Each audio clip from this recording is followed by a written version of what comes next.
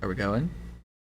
Yes, we we're going? going. Cool. We're going. Woo, we did it. Yes, welcome back to the Movie Whale Marathon. We are Woo! finishing our Planet of the Apes marathon. I'm Andrew. I'm Mac. Yep, there we go. We are on Kingdom of the Planet of the Apes. Gosh, what a journey this has been. Mm-hmm. This is to think about how much time this franchise spans is kind of crazy. It is crazy. It is also, it's weird to be ending this marathon on the beginning of a new trilogy. Yes, agreed. Like, okay, so I think quickly we should do a brief recap, and Sure. you're the best at those, so I'm gonna let you do that. I got notes. Good God, Fair I didn't take any warning, notes. I did not take this to the theater on my notebook. I just wrote down what I remembered after I watched it. All right, fair. So I think this is more or less correct. That's totally fine. But anyway, you do your thing. I just saw it today, so if you say anything that's blatantly wrong, I will yell at you continuously. Awesome, So, perfect. No pressure. Okay, so there's some setup, but basically Noah and some other apes living in this peaceful little village thing, and a human crosses into their territory while they're hunting for their like birds. And like hunt is a creative use here because when are they're we? looking for eggs. When? Oh, several generations after Caesar. Several. We need to set the scene. That's a good point, because if this doesn't happen immediately after, we'd have issues. It'd be a little weird. Several generations after the death of Caesar. Caesar. Yes, we are. I was thinking about that as well. This is an interesting interpretation on the opening of Planet of the Apes film with a hunt. Yeah, and I thought like they wanted to start it really warm and friendly so you get the sense of this community before they absolutely destroy it. But it was a good take, and it also established like the expectations and the character traits of our trio of apes. Very so well, yes. Yeah, so it was a well-written one.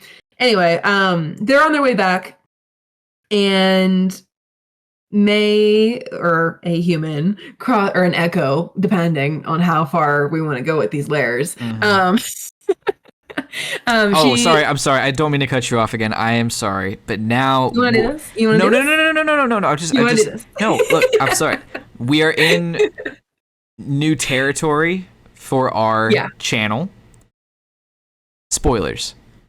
Oh, yeah. We haven't had to do that yet. Spoilers. All the movies we've talked about have been at least a year old at the youngest. We might want to figure out a way to like put that before all the things I just said. I'll put it in the description, even though this will go up later, but we should still say spoilers. I do apologize. I cut you off again. Continue. No, it's good. Because like her name is like a reveal step by step thing. So I mean it was in one of the very last trailers. Yeah. So it's not the biggest thing I in the world. hate that choice, but whatever. I do too. It would have been nice if they held off on that. But anyway. Okay. Anyway, their first interaction is her stealing a blanket, and they don't really get a good look at her. They just kind of like throw some rocks at it in her general direction, and she runs away. And then they go back to the village. We get to know more about the family relationships, and we get to know that Noah like has high expectations on him. And after some challenges, he's got his like little egg that he's trying to bond with. And then May ends up startling him later that evening. And that breaks his egg, so he goes out to get another one, and they shoves him. Yeah, shoves him, and like I heard like they do the sound effects like really well. They had like small crackling, and I knew before they panned down. Immediately, it was like, wonderful. No, she broke his egg. I'm so sad. I don't even know why they have the fucking egg right now, and I'm sad. I do want to. Nope, that's a pin for later. Anyway, so that happens. He goes out to find another one, and details they had sent some people out to look out. Like they had sent a scout out to make sure that everything was good after they're telling his dad about the encounter with the echo. And he runs into a group of apes, like what is it, Silva and a bunch of other like different apes, like not from his tribe. Yeah, the bad guy apes. Yeah, they are.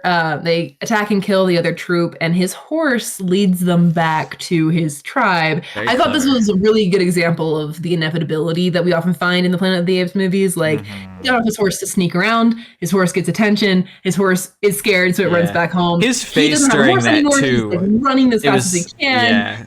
It was it's like there's nothing you could do in that situation. Anyway, he goes back. They're in the middle of the battle, but it's pretty clear that this little peaceful village has no chance against the bad guy apes. And everything is burned down. His dad dies. His friends and his mom are captured. And he sets off on a quest to save them. Encounters what is it, Raka? Raka. Yeah, who is an orangutan. Yes. Okay. I'm not always sure if there's like a small difference that I'm missing. What else would he be? He's orange. Well, several things that look like chimps are not chimps. So It's only two. We'll talk about animals later. Okay, keep going with your. Yes, Raka's an orangutan. Back in the Battle of the Village, they kept saying like for Caesar as they were like killing and capturing people, and everyone who knows these movies are like, "What is going on?" What? Huh? Yeah. And so we learn about like quote unquote the real Caesar from Raka, who has got this idea that Caesar was all about learning, and he's got books, and he's trying to help humans because Caesar loved humans. And that's when May starts sort of like unofficially traveling with them. She's just sort of like haunting them, like stealing kind of like to survive off the back of poor Noah's horse. And they keep traveling for a bit.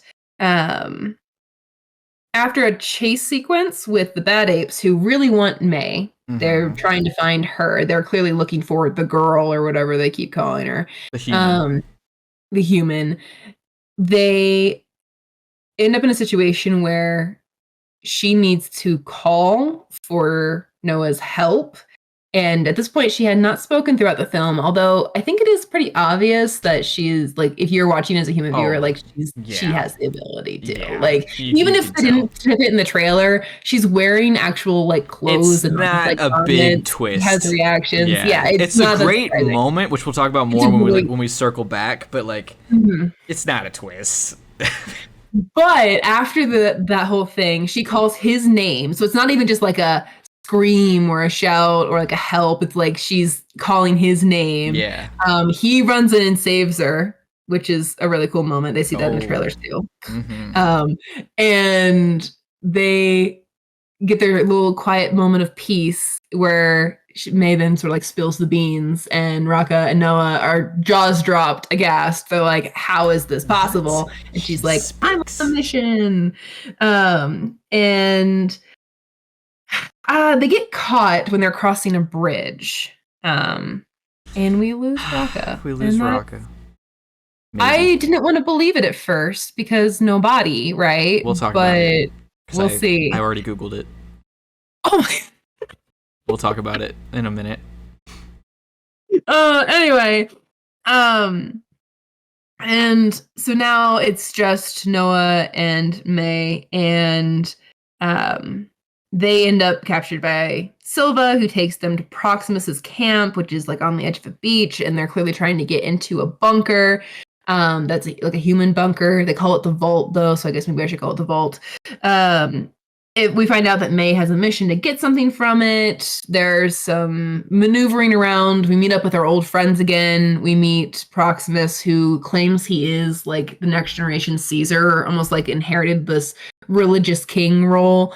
And he uses a lot of Caesar's teachings, but in a way that Caesar would not have, like, apes stronger together. And so he presses all the clans into his kingdom, and nobody's really happy about it, but no one feels that they can do anything about it. And Noah has a sweet moment with his mom and his friends where he's like, he's trying to come into his own. So we have the whole like eagle thing with the birds, and they're like, the eagles don't come here because it's bad. And yet Sun, his dad's eagle, has been following around. He makes a connection there, so he gets confident, and they set off on this plan to basically break into the vault so that May knows another way that gets in. They go into the vault. the apes encounter a children's book about zoos while in the vault. And so not only are they realizing that humans were a lot more capable and sentient than they previously believed, humans also caged apes in the past. And they don't feel too great about that. They're not going to do anything about it right now with May. May gets the thing she needs, which is just like a little card, like a computer chip thing. And there are some guns. It's left open-ended for a second. Obviously, she takes a gun. Of course. I mean, honestly, what would you do? Yeah, I mean, yeah. But anyway, they open up the vault because they were going to flood it and destroy everything so that Proximus couldn't have any of the human stuff because he's a warlord and we don't want to trust him with any of that. And it turns out they've been discovered / betrayed. That's never really clear. We'll talk about that. It's not clear. Yeah. And then they have this whole like confrontation thing. A gun is shot off. And then May decides that even though all of the Eagle clan, Noah's clan people are in the vault, she's going to set off the explosives. Still gonna drown it because she can't risk it. And like at first, when we first like start meeting the character, we kind of feel bad for her. But as the movie progresses, like it's pretty clear that she actually does not care for the apes. She's like, an interesting person.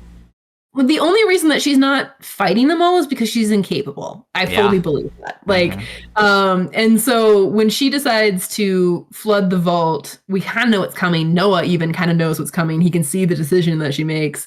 And then we have this final conflict sequence where everyone's trying to escape the flooding vault. The bad guys are going after the good guys. We have a trial by combat sort of situation at the very end between Proximus and Noah, which is a cool moment, I think. He wins by using the eagles, so it's like sort of a tie back to his clan and everything. And then they go home and they rebuild, and May and Noah have a conversation about things. But that's pretty much everything. I want to hold off on the very end until later because I had some things to say. Okay, yeah. Okay, so there was a lot of events individually that happened in those movies, so I feel like that summary is really long, but you can't really talk about the movie without mentioning all of those things. I think that's fair. I think that was a good summary. Mine would have been a lot shorter, and I think it would have been more to elaborate on if we kept having to explain. So I think that's good. So, general thoughts on the movie? I liked it. I liked it a lot. I'm fresh out of it, so I'm definitely on a high, and I do think I'll say it once, I'll say it a million times. You need to see a movie more than once to have a solidified opinion on it. I truly believe that. But one viewing in, I like it. I think I like it more than War. I don't think I like it more or would say it's better than Dawn. And I think Rise is just too fantastic. I love Rise so much. My initial baseline critique, which is not nitpicking, I got some nitpicks, but my base critique is just it's a little long, it's a little drawn out, not necessarily in a bad way. It's just not every single moment is like super captivating like Dawn tends to feel like, you know what I mean? Like the moments that are great don't seem to last as long as they do in some of the other Planet of the Apes movies, because like the conversations with Raka, fantastic. The conversations with the Master of the Eagles, fantastic. The conversations with Proximus, great. They're so brief, I feel, compared to some of our other moments. Well, I feel like we've lost our framework as well, because we're generations away from Caesar, and we're like, this is the first of a new series, right? This is establishing a lot of stuff. It's very true. I feel like, in maybe not a bad way, because maybe this is what the movie needs to do for what's coming next, but a lot of this movie is rebuilding stuff that, based off what the previous movies have, should already be built. Like things about expectations and rules, what qualities our heroes have, those sorts of things are being redefined in this movie. And so there's a lot of like figuring things out rather than really cool moments like you're talking about, where you have these really fire lines of conversation. Right. Well, I think that's what I don't know if I made that super clear. I think the action is fine. I don't care how much action there is. I think the best parts are the conversations, and I don't think that they last long enough. I don't think there's enough of the back and forth conversation and the character building, and it's not that there isn't time for it. There is time for it, and we're spending a lot of time doing a lot of walking, which is not the worst thing in the world. It's just a mild critique, because again, I think it's still doing everything well. I think we spent just enough time in the village to care about it before they destroy it. I think the opening was great, watching, like you said, seeing the character traits. I love that they immediately illustrate without words that Noah is smart, even for the smart apes. He's using tools, he's working with his environment. It's great. Well, I like that they also, like, in those introductory scenes, just because this is connected to that, I'm going to jump in a little. They establish Noah's character incredibly well in the first couple minutes of the movie. He is a little uncertain when it comes to his role and ability in the village, but he is really clever and he knows how to take advantage of that. He also, unlike clever characters that tend to take full advantage, he's a guy who genuinely wants the best for the people who are around him. He lets other people take the eggs. He follows the law to his own detriment. He's fixing things that doesn't need to be his responsibility. He's a goody two-shoes. If anything, he is. He's Cornelius, really. Like old Cornelius, not little Cornelius from this series. He feels like a young version of our classic Cornelius in many ways. Which I got that vibe a lot throughout this, and I don't hate that. I think that's kind of cool. No, I like that choice, especially with how he builds this relationship with May and then feels betrayed at the end of it. Like, it's interesting. I like the idea that they are going to be butting heads for the next couple of years, because there's no way they're not. Also, we do have to mention for a brief second, the opening of this movie is actually Caesar's funeral, the OG Caesar, which I did not expect going in, which was kind of crazy to see Rocket and Maurice one more time. It was just kind of cool. I don't know, I wasn't ready for that. So that's fun. But yeah, the opening is great. The dynamic of this village is absolutely fascinating, and I love it. I honestly wish we would have got just a little more. Only just because it's like, why do y'all raising eagles? How did you figure that out? Well, no, actually, that was one of my biggest questions as well, is like, the eagle thing is super cool. Yes. But I feel like they actually don't use it in the plot that much. It's only narratively there because it serves as a sort of symbolic, like, point about how he's growing as a character. But if you look at it outside of that lens, if you take that lens away, he has a pet eagle. Just has and eagles. That's kind of all it is. His apes learned to like, it could raise be eagles. a lot more. Like, it could, like, obviously it's a coming of age ceremony for them, otherwise there wouldn't be such a pressure on it. Right. Let's talk a little bit about what it means to have an eagle bonded to you. Like, it's very, very interesting. It's super badass. But yeah, then of course we get our like you said, the place is brought down, everything's on fire, the dad dies, and we get our gorilla antagonist show off fight thing. Super cool. Don't remember his name. Gorillas. I don't think this is much of a spoiler if you've been watching this show or listening to this show. I knew what was gonna happen to him the second he walked into the frame, because like, oh, if you're our only gorilla for the whole movie, you're gonna die. And see, narratively, it absolutely makes sense. It's the villain comeuppance. It's the vengeance moment. It's also a kind of little bit of that Batman Begins, I won't kill you, but I don't have to save you. And it works. It feels good, but it's also, do you have to kill every gorilla you introduce? Every single one? Like, it undoes the facelift they were getting from the previous 3 films, where, you know, the gorillas were strong and they were supposed to be sort of allied. Like, there was always I know the gorilla. Yeah, the gorillas were all good guys. Now we've back gone to full circle. Evil General Gorilla, and he died at the end. Yup. They get nothing. Nope. But yeah, it's cool that we're now on our vengeance quest, and we end up coming across Raqqa. Fucking love Raka. I was so ready though. I didn't look up the cast names. I was so ready for him to introduce himself as Zaius, and I was like, "Oh shit, we got a new Zaius!" And it's like, "I'm Raka." It's like, "Ah, fine," but he was still great. I love that he's like. He really served Zaius' role in this film. It was more of like a religious Virgil. Well, see, we talked about this a little bit. I don't know if we talked about it on the show. He seemed like he was gonna be Zaius, but the opposite of like motivation. He knew the truth, but was into it and wanted people to know instead of knowing it and keeping it hidden. So I thought that was gonna be like a cool version of that, and it's not that, which is fine. He's still great. They have him do a orangutan thing that they have not done in the other movies, which was just cool. He does a kissing sound, like a.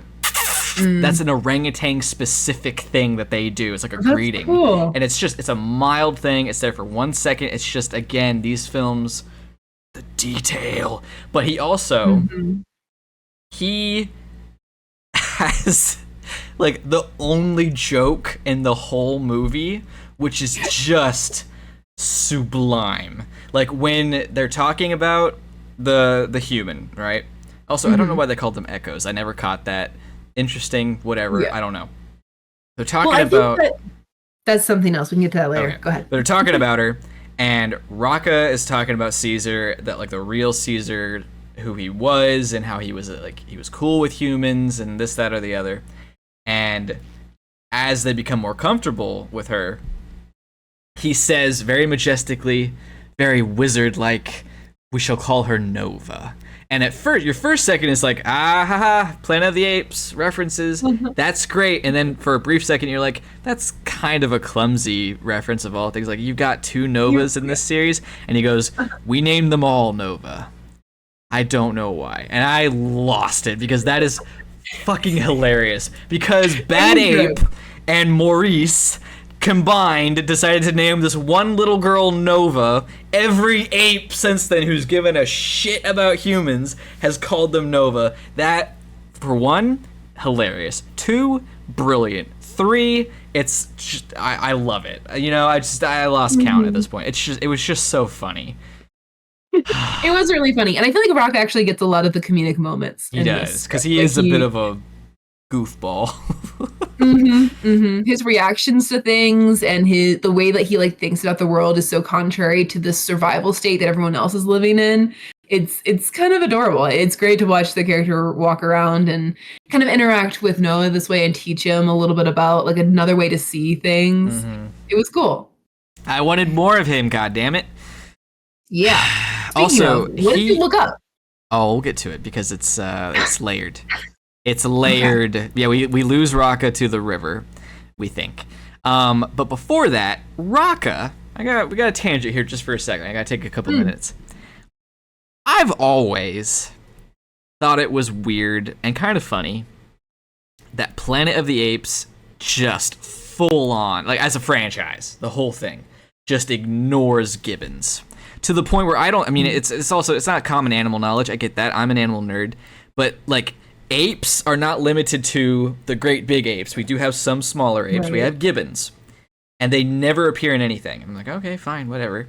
But I always thought it'd be funny to like write a story where like the only apes that become apes are the gibbons, and they're like jealous or jaded that they're never included. Blah blah blah blah blah. I just thought it was funny. Raka talks about gibbons in this movie, and my first thought was, oh, that's super cool. And then my second thought is, what does that mean? Because right after he references gibbons is the scene where they come over the hill and see the striped horses. So Raka is not know what they are. Raka isn't exactly loaded on animal knowledge, which is loosely implying that gibbons are included in this version of the Planet of the Apes, and that is so weird to think about, and I need answers, because what does that mean? Like, that's so, I know no one else is gonna care. I know, and I'm sorry, okay, I know no one will care, but it's so weird to think about, because if, They size the apes up in these movies, all but the gorillas, really. There's a couple of scenes where Raka is walking with May, and he's like head level with her, if not a little bit taller. If you're walking down the street, say in Borneo, and you come across an orangutan that is 5'5", that's not an orangutan. That's a Gigantopithecus. That's not supposed to be a thing. They're not that big. That's not supposed to happen. So like with gibbons, they're like the size of monkeys, typical spider monkey size. So that either means there are super intelligent or mildly intelligent dwarf apes running around, or if they size them up too, there are these really, really lanky, super intelligent apes, which would be terrifying. And I need more. I need more info. Sure. But that does allow me to segue into one mild complaint, which is we have also, not only have we circled back to gorillas being bad guys, we've circled back to the only apes that exist anymore are chimps. We get technically 2 gorillas, one other one was in the background. We get 1 orangutan, unless the one that was dead that he was burning was an orangutan, which I would just, you don't have to build the whole world, but how did we now get to a point where the chimps are just living with chimps, and Proximus has his kingdom, but only has the 1 gorilla, like nothing else. Nothing. Well, I have questions about the history of the world that I wonder why they didn't fill us in totally in this movie. Like, I think it's unclear where Caesar's people went. Did they split? How did that happen? Is Proximus the direct inheritor of Caesar? Like, actually, if you follow the history, it is that group of apes. Proximus is Noah's group completely separate, and they entered into the situation with their interaction with Proximus in this movie. Like, I have so many questions about the history of the world. Yeah, I believe Proximus is supposed to be a bonobo again, which tracks. That's like something I saw on the internet. I didn't Google that to clarify, so don't quote me on that. What I did think, though, and I'm curious as to your thoughts on this, I thought a big part of this movie going into it was Proximus Caesar spreading the false word of Caesar. And Raka, maybe being a descendant of Maurice, was going to be able to point out to people that Noah was actually a descendant of Caesar, because in the trailer, you can clearly see he has the same birthmark. He doesn't. It's a taser burn in the same place. They gave us the mark of Caesar, which part of me was like, oh, cool. Why'd you do that? We knew who he was. You didn't need to give him a distinctive thing. Oh, I don't know if this is a full-blown complaint right now, but it is kind of like a concern that I have. I feel like, okay, so the religious, quote-unquote religious schism that's happening in this movie between like Raka's view of Caesar and Proximus's view of Caesar is interesting in terms of the conflict that's happening in the current world. But in my mind, it's kind of wasting what we've already established for the world. Like, the idea of twisting stronger together into a, like, almost a cry for like slavery or like, you know, imprisonment, that you can't unring that bell in this franchise. Yeah. Because slavery is such a theme in the franchise. So as soon as you've taken that catchphrase and you've applied it for the bad guy who is using slavery, you can't change that, which means that by the end of the film, we get Noah, who is not necessarily Caesar's true, like, successor in the sense that he thinks the same way that Caesar does. He actually has a more biased and negative view of Caesar's philosophies because of what he saw in Proximus camp and how he dealt and how May like dealt with him, really. And it's not like I'm blaming the character for those decisions. I think the character makes sense. But we start with a character who respects the law, who respects smart decisions, who takes care of others. And we end up with a character who doubts the wisdom of communication and doubts people's ability and doubts his ability to trust other people. And so we end up with someone who is less like Caesar at the end of the movie than we did when we started the movie. Right. So I don't really know if that theme works for them yet, because we'll have to it's see not where. done. Yeah, we'll have to see where it goes, and if this is like, because I'm okay with him not being exactly like Caesar, and I know that's not what you're saying, but I do. I agree in that it seems kind of weird for our protagonist in this story, in this world, is essentially a dude who doesn't know anything about it, surrounded by characters who do. Like, it's a little bit weird to have this selection. Like, everyone he meets knows more about this. It's kind of like a cooler version of Luke Skywalker in a way. If you Star Wars fans could just calm down for a fucking second. It's basically that. The guy that doesn't know shit and doesn't even have the lineage. Maybe he does. Maybe we'll find out later. I don't know. Right now, we don't know. But he doesn't know anything. And I did kind of feel that way watching the movie. It's like, it's a little... I'm all for you becoming the new leader of your Eagle clan and you finding the connection with your father and finally fixing things with your Eagle brother, but it's a little bit weird for you to be the hero. I also have, potentially, some controversial opinions on this movie and its conflict. And I don't know if you'll agree. Oh no. There's other things to discuss first before we get there fully. Okay. Okay. Other thing, I like the set, like the environment where Proxima Caesar is dope. The kingdom within the wrecked ships, awesome. Love it. Super cool. His whole look is dope. The CGI, of course, for this franchise is still kicking ass. If anything, this looks the best. I was thinking, like, can you imagine taking this back and showing people this movie? Like in like the 70s? Yes! Like, Proxima Caesar and Raka, incredible.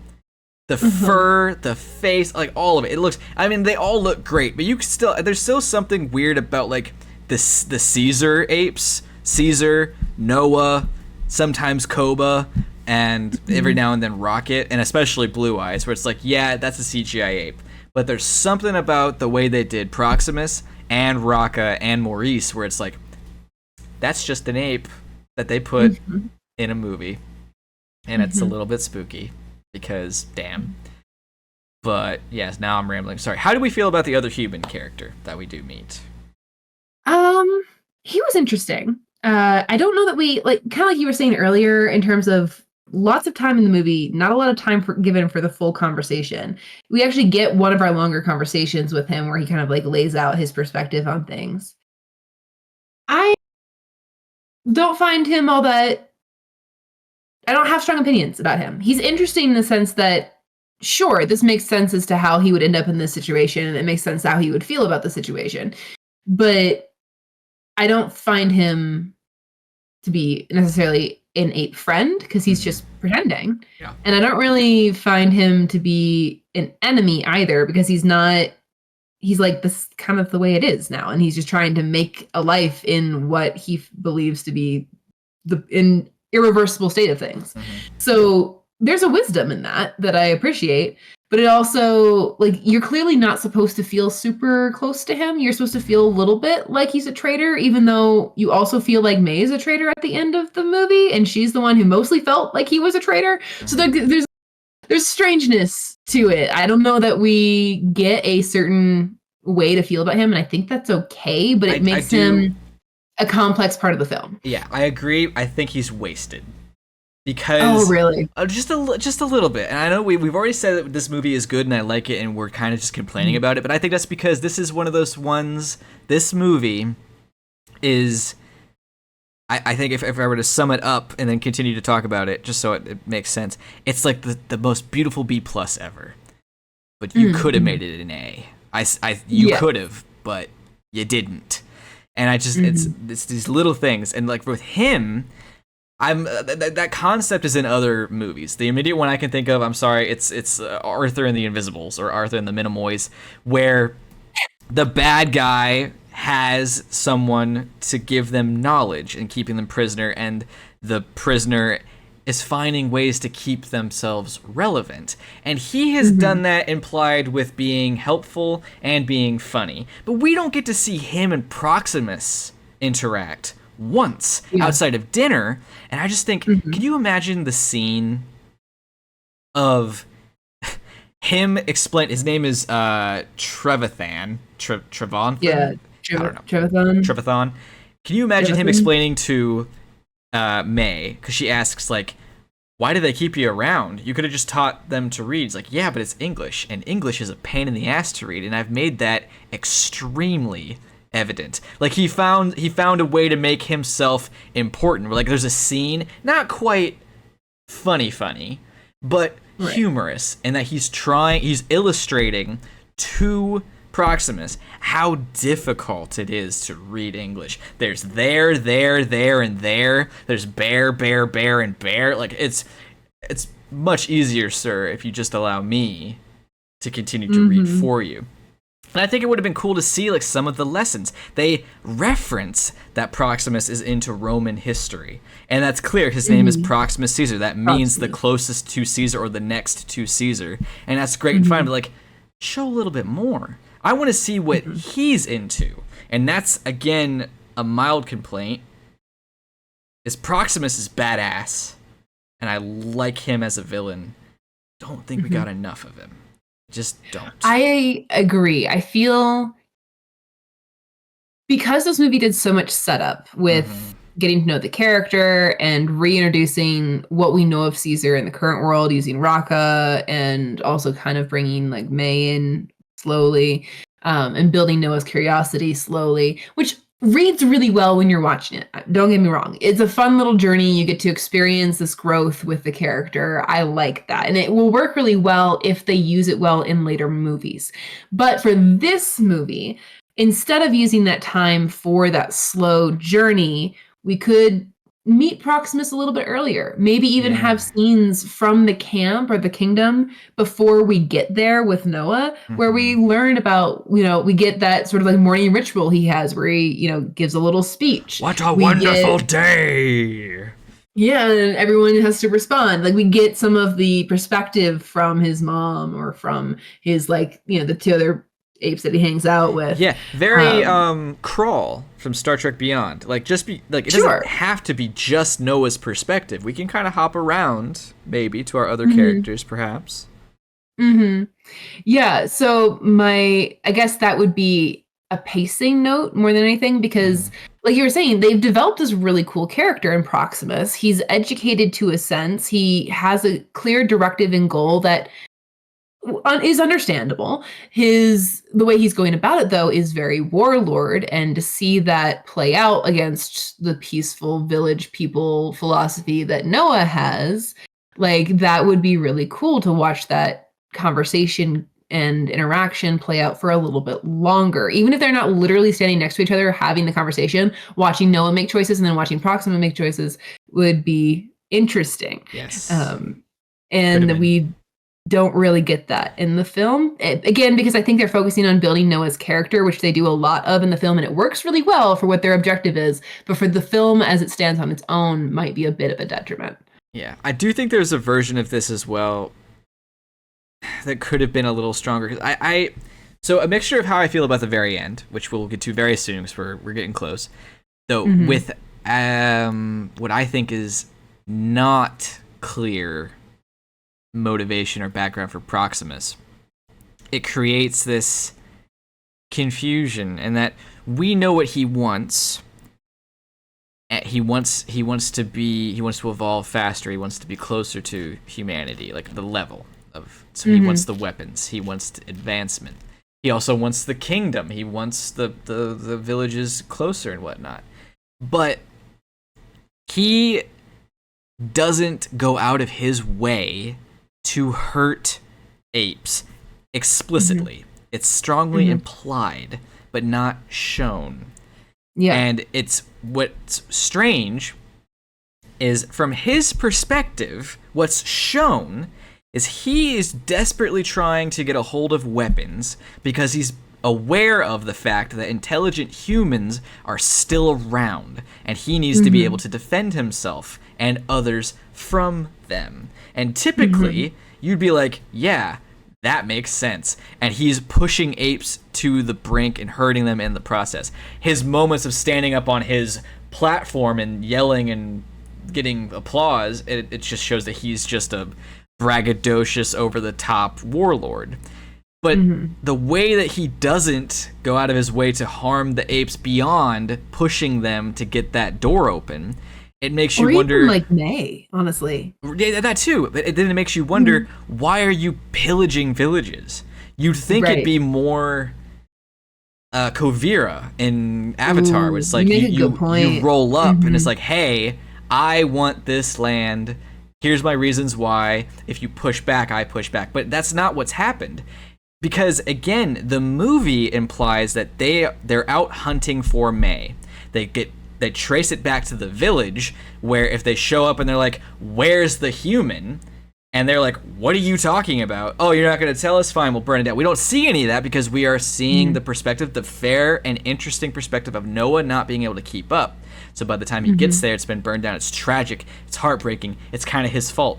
But it muddles Proximus's motivation and like his perspective. How far yeah, like what his relationship with his subjects, because he kidnaps all these people and then they're like, they're prisoners but they're not. Like, what's the deal here? Because like a lot they of aren't them really don't trapped. like the fact that they are trapped, but they also don't feel the need to escape. Yeah, because they're not trapped. That's it's not made clear. Like, Noah rolls up and the one ugly creepy ape just immediately cuts his rope and he's like, okay, nice to meet you.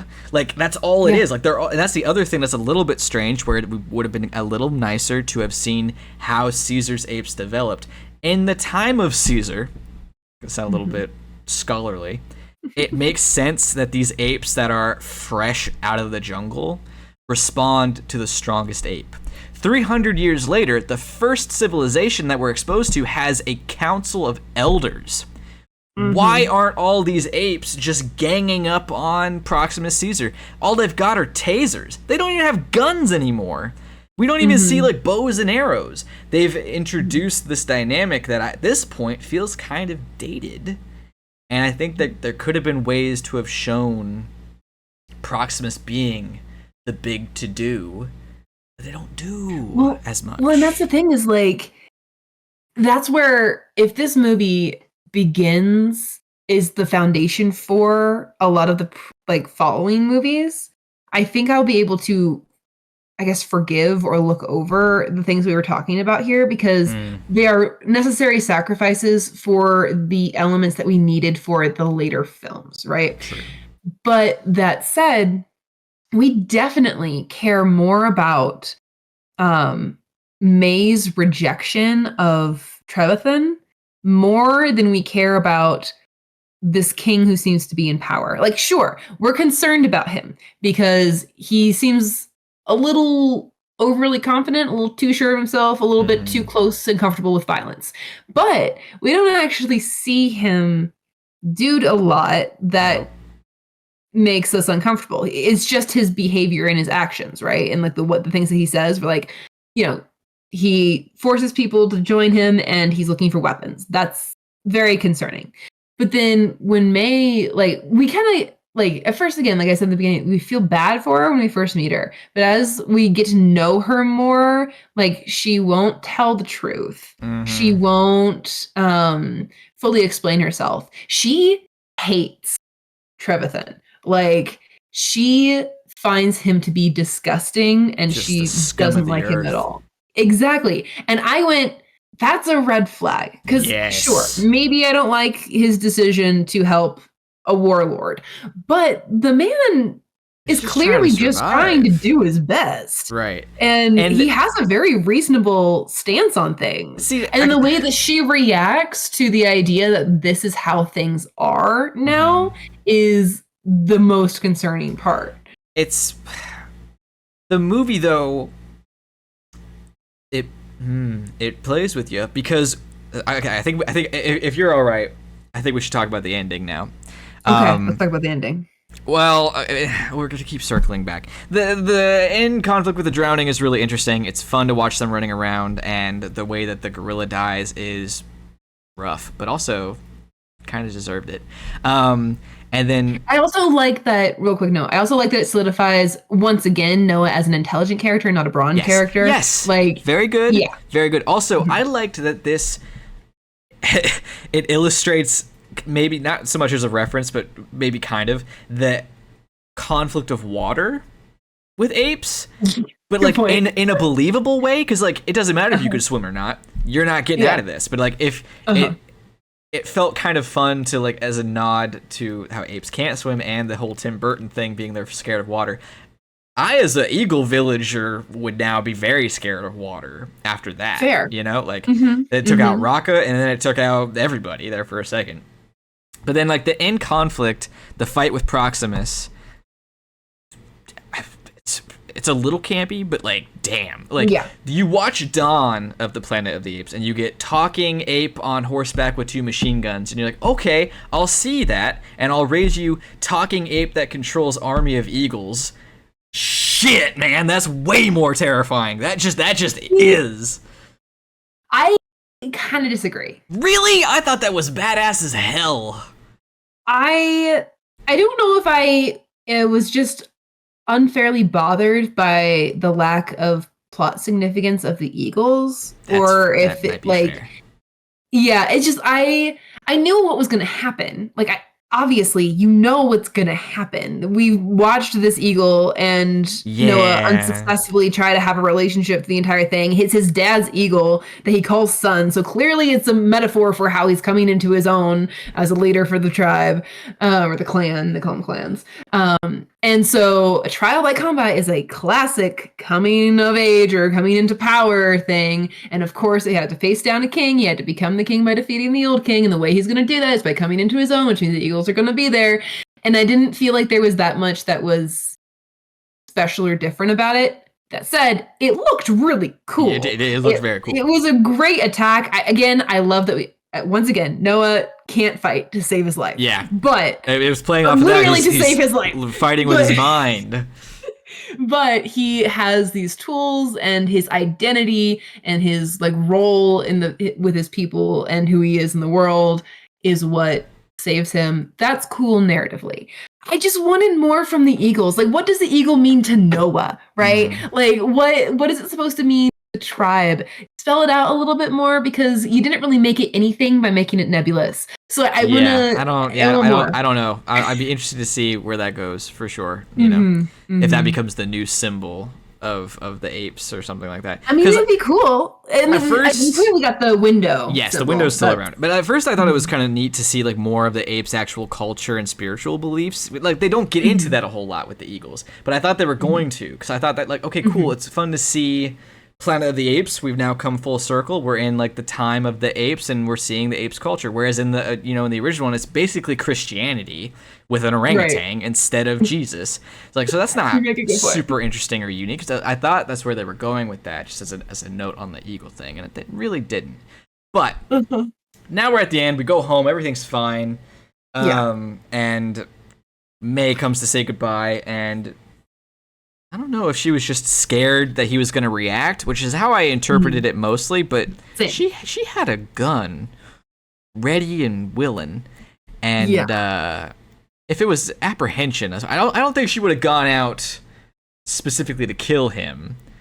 No, and it feels very much like she kind of felt like she owed him something, like some sort of farewell or maybe justification or something, and she was a little worried that he would take it out on her. And I think this is a perfect example of when a character's actions betray, and like the way they think about others betrays more about them than it does about other characters. Because Noah's not going to kill her. He might yell at her. He might not like her, but he's not going to kill her. Nothing in this movie communicates that. I wouldn't have trusted him. So I understand why. If May had been in the situation that she put Noah in, she would have killed him. So it's a whole thing where, again, it's telling us about May as a character, as an individual. And I think they were very intentional about making her singular. I don't think she's meant to represent every intelligent human who's on the planet. But I do think, because like she stands apart at the end of the film, which I think there are like plot reasons for that. But narratively speaking, you could have brought her into the fold, and instead she stands apart from everybody. So I feel like there's something going on there. Oh yeah. I mean, so okay, here's circling back. Like May and Trevathan, their conversation. You watch that at that point in the movie, and you're like, damn it, May, listen to him. Because he understands that this is a planet of the apes. There is no going back. You're being dumb. You're young and idealistic, and you need to calm the hell down. And you might be a little bit revenge-coded because of what happened to your family or whatever. Then you finish the movie, and you find out that no, there actually are groups of humanity that have made it. They're surviving. And now, May's, at least the conversations with Trevathan is like, actually, Trevathan, you were a great big fucking coward. You were pathetic, and this is kind of stupid. And wow, look at that coming full circle. But as soon... like, I knew there were going to be more humans. I knew there were. But, like, when it was revealed that it's full-blown, they're still operating in little ways, my first thought was, motherfucker, can you guys just die? Like, can we not get an apocalypse where the apes just finally win? You guys are cockroaches. Because it is weird because today, with this, and then I finished X-Men 97 today, I have two different franchises where I'm just like, I just want the humans to lose. Like, please. And I felt dumb. But then I thought it was kind of cool because it's like full circle, Planet of the Apes. We've got humans living underground, and instead of them being weird telepathic bomb worshipping weirdos, they are super quarantined underground recluses. And I think that's the one thing about May is that she's a percent of the percent that are just continuously immune, or she's sacrificed herself. I think she's been out too long. If she was gonna get sick, she'd get sick. She's immune, but the rest of them aren't. And so she can't go back in, which is interesting. Well, and I also find it like, I will fully admit, especially considering that there were remnant, groups of intelligent humans on the planet, and she was going into the bunker to get something. It was clearly a computer based off the way she described it, or something related to a computer. And then when she grabbed the red thing out of a government bunker base, I went, that is a bomb code. And I thought for sure they were going to blow stuff up. Yeah. But no, it ended up being communication, which is another nuance to this film where I'm just kind of going like, okay, so May is clearly revenge coded. It was a good way that you put it. She does not like apes. She will... If she had her way, apes would not be the dominant species on the planet. Regardless of the fact that they are just people in a large sense now. And she knows that, and she's fully aware of it, and she's almost kind of made friends with them, and she still holds this idea that it's not right. And yet the mission that she was sent on was a mission of communication. Like, we just need to get in touch with our people. It wasn't a weapon necessarily. Now, communication has led to bad things for the apes in the past, if you that. But that to me is communicating that there's going to be sects of human, like different groups of humans that have different takes on what they should do. We know what they're going to do. And that's why I find my biggest issue with this movie at the end of the day is the whole B+ thing and the pieces they didn't put together enough, because with the reveal that there are still humans out there, and the first thing that they make contact with is Fort Wayne, and we know how the humans react, and we know what this franchise does, Proximus makes perfect sense, and I don't like that he loses. I just don't. That's my controversial take, is they don't do enough to show him being a piece of shit. And with everything that they reveal in the end, he's right about everything. The way they portray him is that he knows there are intelligent humans out there that are a threat, and he knows that he cannot ever be on the same level as them if he follows the natural progression of time. So he needs a speed boost. He needs something to put him on the same level, and he knows where it is. So he's pushing the apes he has to the brink to get in there so that he can be. We know by watching him, because he acts like a jackass, that he's going to be like a warlord or an over-the-top Koba-esque person, but he doesn't even come close to Koba in many ways.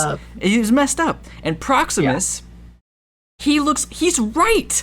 In the end, Proximus is aggressive, but he actually ends up being a reasonable leader in the time that he finds himself in. Exactly. And it is concerning. Like, I think that's what concerns me at the end is like, because when we meet Proximus and we meet Raka, there's this idea that Proximus is the false inheritor of Caesar's ideals. But by the end of the film, Proximus seems to have the right mentality. Yeah. And Noah knows it. Noah is taking lessons from Proximus as much as he's taking lessons from whatever he learned from Raka. And he doesn't seem to really believe in what Raka was telling him by the end of the film. Now, he's not aggressive. Mm-hmm. Again, it's not in his character to go after and hunt down May anything like that. But he does not trust her.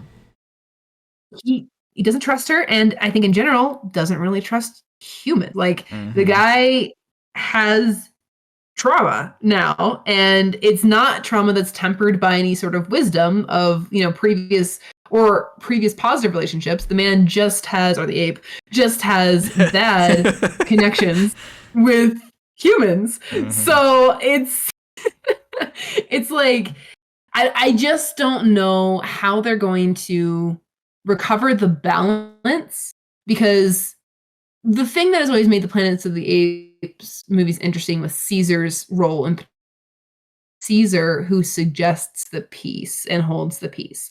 And then we actually talked in Battle for way back, where he chooses not to take the revenge path, and that's like heavily dubbed over because they changed it at the end. Mm-hmm. We didn't like that choice. But he made that choice, and the franchise stuck with it. And so now I've got questions about how they're going to balance this new idea, this new theme that they seem to be introducing, which is not that. Yeah. So I don't know. I'm curious. Cool. Yeah. Now we are about at our time, but we have a couple of more things to talk about real quick. Couple of minor notes.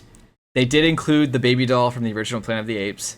Great. Love that. Mm-hmm. Same sound effect and all. Mm-hmm. It's fantastic. Mm-hmm. Just had to make a note of this. Raka and Noah both agree about how stinky May is. And if we recall, viewers, at the beginning of the movie when we're traveling around Eagle Village, we spent time surrounded by dead fish and an eagle aviary. If you're really going to try to tell me that the humans are smellier than that, you're lying. Now. Well, and the eagles live at the very top of the building, and the building does not have solid floors. Yeah, that too. Like, damn, the whole place is smelly. Don't lie to me. And then, the thing that mentioned before about Raka. There is no post-credit scene. However, there is post-credit audio of what sounds like an ape coming out of the water. Now, the thing I read online was implying that Raka survived. I think it's like 98% possible that Raka absolutely survived. However, another ape that did technically fall into the water was Proximus. And I would really, really love for him not to be dead. Because the idea of an ape covered in scars because he was attacked by birds being the villain continuously would be amazing. And there is precedent for this in this franchise, because while we didn't talk about it, I don't think, previously because it wasn't relevant, Dawn of the Planet of the Apes did the same thing. At the end, there's sounds of rubble and an ape breathing heavily because they hadn't decided yet if they were going to kill off Koba. Because if you watch closely, the way Koba actually falls, he falls and lands on a rig that then falls down into the building. They had not decided fully if they were going to kill him off. They did, clearly, but they might be doing the same thing with Proximus. I hope they are. I would really, really love for him to be back. It's way more likely that it's Raka, because Proximus did fall a very, very, very long way, and Raka just got washed up in a river. Like, there's no way. Well, and if Rocka's we're dead. being honest, Rocka's death doesn't feel. Yeah, it doesn't feel significant. Like a lot of the time when you actually lose a character, there's like time to grieve. Yes. There's a moment where you let the character sit in it for a second. And we do kind of sit in failure for a second. But I don't really it's not like you get this sad music like, in a large, faraway shot. He's gone. The situation, it's they killed Rue. Yeah, oh no. They sit in shock for a second, and then they move on to the okay, now we're captured. What do we do? Situation. Yeah. I kept waiting for him to show up and be like the guy that was gonna help them. Kinda. Because I don't think it just doesn't make sense that he's gone. So I don't think they thought about it that they technically killed off 2 characters with water, or they did think about it and they're that's true. Or they're waiting to see how we react, see how well Proximus played. It's like, okay, do we bring him back? I don't know. So I don't know. Well, you could go many different directions with Proximus's character too, and I think any of them are interesting. So I wouldn't hate it if he were to come back. I also liked Rocka, so if it's Rocka, I'm not mad about that either. So, yeah, I won't be mad either way. No, I lied. I'll be mad either way. The only way I won't be mad is if both of them come back. If they kill off Rocka after only that. That's rough, man. That sucks. He was great. If they bring back Rocka and not Proximus, I'll be upset just because he was a great villain. If they don't bring back either one, I'll be like, what are we doing here, man? Come on, what's going on? So there's only one way that I won't be mad. And honestly, it needs to be both. It just does. It needs to be both. Yeah. Someone somewhere will say that's cheap to kill off characters in that way, and I say, shut up.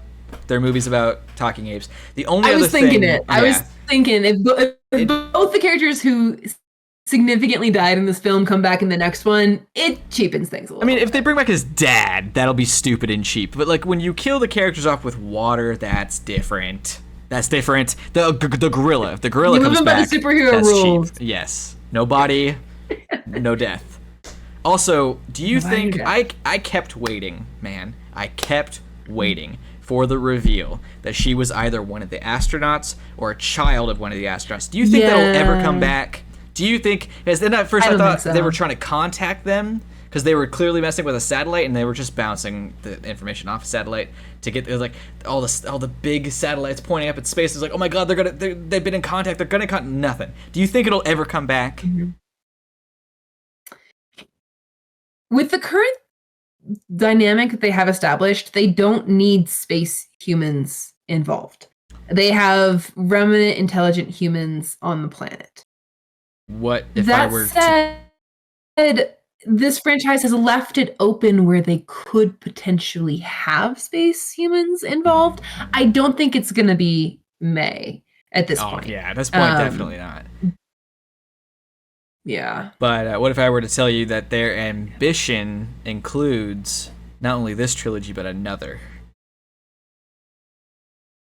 This trilogy I could see it being the next human-ape conflict, where it's like, we finally decided who with the balance of power, or maybe humans finally fall and they're all silent, and then the spacemen show up. Yeah. Yeah. Anyway, though, we are at our time. This might be our longest one yet, but 'tis a whale. Tis a whale. Tis a whale. We complained about it a lot. I liked it. It was a good movie. It's a little whale, but 'tis a whale. 'Tis a whale. I think if we were more honest about Rise, there's way more to complain about. Yeah. It is. Yeah, it's a baby whale. It's gonna grow into a big whale, maybe in the later franchise. As the franchise continues. But 'tis a whale. Yeah. We should have talked more about the things we liked. I'm sorry, everybody. It was a great movie. It really was. It's just. There's a lot of good about it. There is, but you know what it's like when you see the student that overachieves not overachieving anymore. Like, I know what you can do. Yes. But anyway, that's where we're at. We're done. We know what the next project will be, but there might be something in between. We don't know yet. We'll discuss. You'll find out next week. Great mystery. I'm sure everyone will be held in such suspense. It's suspense. That's what it is. Suspense. Anyway, okay, bye. Thanks. Bye. I can't scroll.